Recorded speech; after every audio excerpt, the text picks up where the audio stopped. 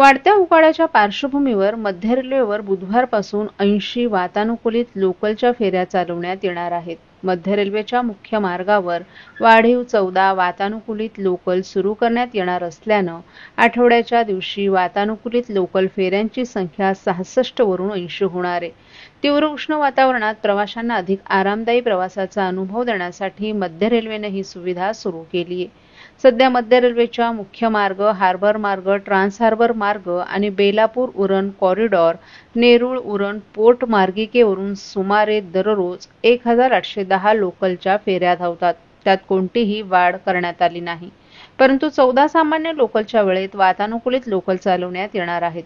या वातानुकूलित लोकलच्या फेऱ्या सोमवार ते शनिवारपर्यंत धावतील. रविवार आणि सुट्टीच्या दिवशीही वातानुकूलित ऐवजी सामान्य लोकल धावेल. मध्य रेल्वेच्या ताफ्यात वातानुकूलित लोकलच्या 6 गाड्या होत्या.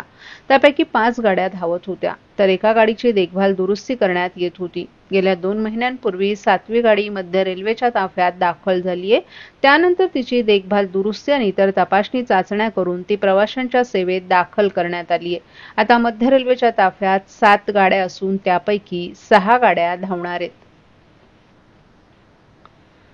सीपी टँक येथे साचलेला कचरा 30 दिवसात हटवण्यात येईल असं आश्वासन पालिका आयुक्त सौरभ राव यांनी दिलं होतं. मात्र आयुक्तांच्या या आदेशाचा पालिका अधिकाऱ्यांनी अक्षरशः कचरा केलाय. ठाण्याच्या सीपी टँक येथे डम्पिंगचा डोंगर जैसे थे आहे. ढीग हटवण्याची प्रक्रिया अत्यंत संथगतीनं सुरू असल्यानं वागळे परिसरात दुर्गंधीनं पुन्हा डोकं वर काढले. दरम्यान भर उन्हाळ्यात या दुर्गंधीनं नागरिक हैराण झालेत. सीपी तलाव परिसरात कचरा टाकण्यास स्थानिकांनी विरोध केलाय. त्यामुळे कचराकुंडी झालेल्या ठाणे महापालिकेनं शहरात गोळा होणारा कचरा सध्या भिवंडीच्या आतकोली येथे टाकण्यास सुरुवात केली आहे. दरम्यान सीपी तलाव येथील नागरिकांनी आंदोलन करत लवकरात लवकर येथील कचरा हटवा, अन्यथा घंटागाड्या फोडू असा इशारा दिला होता. त्यानंतर प्रशासनानं सीपी टँक येथे साचलेला कचरा तातडीनं आतकोली क्षेपणभूमीवर हस्तांतरित करण्याची 12 मार्च पासून प्रक्रिया सुरू केली. 3 सत्रात जादा वाहनांचा वापर करून कचरा स्थलांतरित करण्यात येणार होता. मात्र महिना उलटून गेला तरी या ठिकाणी कचऱ्याचा डोंगर कमी झाला नाही. ठाणे शहर आणि कळवा येथील कचरा सीपी टँक येथे एकत्र होतो. येथून तो प्राथमिक प्रक्रिया करून क्षेपणभूमीवर पाठवला जातो. दररोज सुमारे 600 टन कचऱ्याच्या हाताळणीचं हे चक्र 24 तास सुरू असतं. वागळेतील उद्योजकही त्रस्त झालेत. हे केंद्र बंद करण्याचं सूतोवाच तत्कालीन आयुक्त अभिजित बांगर यांनी केलं होतं. त्यानुसार 20 ऑगस्ट 2024 ही डेडलाईन देण्यात आली होती. याआधी अनेक आयुक्तांनी नवनवीन डेडलाईनही दिल्या होत्या. महाराष्ट्रातील भगिनींना आधार देणारी राज्य शासनाची मुख्यमंत्री माझी लाडकी बहीण योजना. या योजनेअंतर्गत अल्प उत्पन्न गटातील 21 ते 65 वयोगटाच्या भगिनींना मिळणार दरमहा 1500 रुपयांची मदत. अर्ज करण्यासाठी 31 ऑगस्ट 2024 पर्यंत मुदतवाढ. कुटुंबाचं वार्षिक उत्पन्न 2.5 लाख रुपयांपेक्षा कमी असलेल्या महिला पात्र. कुटुंबाकडे पिवळं किंवा केशरी रेशन कार्ड असल्यास उत्पन्नाचा दाखला आवश्यक नाही. पांढरं रेशन कार्ड असेल किंवा रेशन कार्ड नसेल तर कुटुंबाचं वार्षिक उत्पन्न 2.5 लाखांपेक्षा कमी असल्याचा दाखला आवश्यक. योजनेसाठीचा ऑनलाईन अर्ज नारी शक्ती दूत ऍप वरून किंवा पोर्टलवर भरता येईल. ज्या भगिनींना ऑनलाईन अर्ज भरता येत नसेल त्यांच्यासाठी अंगणवाडी, ग्रामपंचायत, वॉर्ड ऑफिस, सेतू सुविधा केंद्रामध्ये किंवा आशाताई बचत गटाच्या CRP यांची मदत उपलब्ध. आता आपल्याला अभिमानानं म्हणता येईल, सुखी आणि सुरक्षित आहे माझी लाडकी बहीण.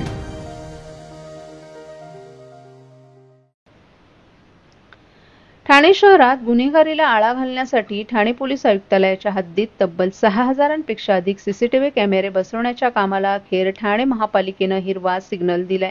सीसीटीव्ही बसवण्यासाठी ठाणे महापालिका क्षेत्रात खोदकाम करावं लागणार असल्यानं ठाणे महापालिकेच्या वतीनं हरकत घेण्यात आली होती. त्यामुळे सीसीटीव्ही कॅमेरे बसवण्याच्या कामाला सुरुवात झाली नव्हती. मात्र गेल्या आठवड्यात अखेर ठाणे महापालिकेनं ही परवानगी दिली असल्यानं ठाणे पोलिसांचा सीसीटीव्ही बसवण्याचा मार्ग अखेर मोकळा झालाय. शहरांमधील गुन्हेगारीला आळा बसावा तसंच शहरं सुरक्षित राहावीत यासाठी संपूर्ण ठाणे पोलीस आयुक्तालय क्षेत्रात तब्बल 6000पेक्षा अधिक सीसीटीव्हींचं जाळं बसवण्याचा प्रस्ताव ठाणे पोलिसांकडून तयार करण्यात आला आहे. विशेष म्हणजे ठाणे पोलीस आयुक्तालयाच्या क्षेत्रात येत असलेल्या इतर पालिकांनी सीसीटीव्ही कॅमेरे बसवण्याच्या कामाला परवानगी दिली असताना ठाणे महापालिकेकडून मात्र हिरवा कंदील मिळाला नव्हता.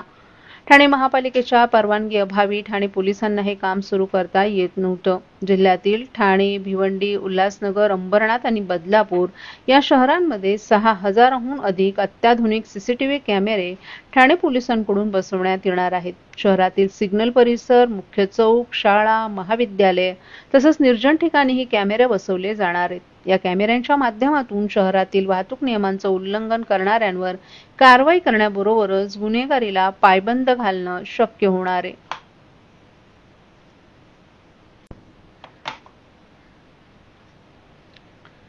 भारतरत्न डॉक्टर बाबासाहेब आंबेडकर यांच्या जयंती दिनाच्या निमित्तानं आज ठाणे जिल्हा परिषदेच्या ठिकाणी अभिवादन कार्यक्रमाचं आयोजन करण्यात आलं होतं. समाज कल्याण विभागाच्या वतीने आयोजित या कार्यक्रमात डॉक्टर आंबेडकर यांच्या प्रतिमेस पुष्पहार अर्पण करून अभिवादन करण्यात आलं. या कार्यक्रमात जिल्हा समाज कल्याण अधिकारी उज्ज्वला सपकाळे आणि लेखाधिकारी रवींद्र सपकाळे यांच्या हस्ते त्यांच्या प्रतिमेस पुष्पहार अर्पण करण्यात आला. यावेळी जिल्हा परिषदेतील अधिकारी आणि कर्मचारीही मोठ्या संख्येने उपस्थित होते. महात्मा फुले यांच्या जयंती दिनानिमित्त आणि भारतरत्न डॉक्टर बाबासाहेब आंबेडकर यांच्या जयंतीच्या पूर्वसंध्येला ठाण्यात कोण नामदेव ढसाळ या विषयावर एका जाहीर कार्यक्रमाचं आयोजन करण्यात आलं. हा कार्यक्रम काल संध्याकाळी 5 वाजता कोर्टनाका येथील टाउन हॉलमध्ये पार पडला. सुप्रसिद्ध कवी, विचारवंत आणि दलित पॅंथर चळवळीचे संस्थापक नामदेव ढसाळ यांच्या कार्यावर सखोल यावेळी चर्चा करण्यात आली.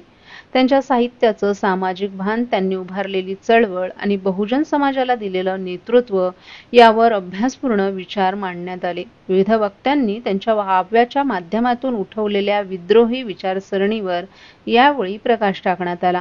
या कार्यक्रमाला बहुजन समाजातील विविध संघटनांचा आणि तरुणांचा उत्स्फूर्त प्रतिसाद मिळाला. अनेक मान्यवर वक्त्यांनी यावेळी उपस्थितांना मार्गदर्शन केलं. ओबीसी प्रतिष्ठान, मराठा सेवा संघ, संभाजी ब्रिगेड, कोकण मराठी साहित्य परिषद, कळवा, गटई चर्मकार समाज, कामगार संघटना, Republican youth movement, we are आंबेडकरी, समतामूलक फाउंडेशन, महाराष्ट्र क्रांती दल, बहुजन विकास संघ, नवविशाल बौद्ध मित्र मंडळ आणि समविचारी संस्था आदींनी या कार्यक्रमानं बहुजनांच्या विचारधारेच्या नव्या चळवळीला दिशा दिली.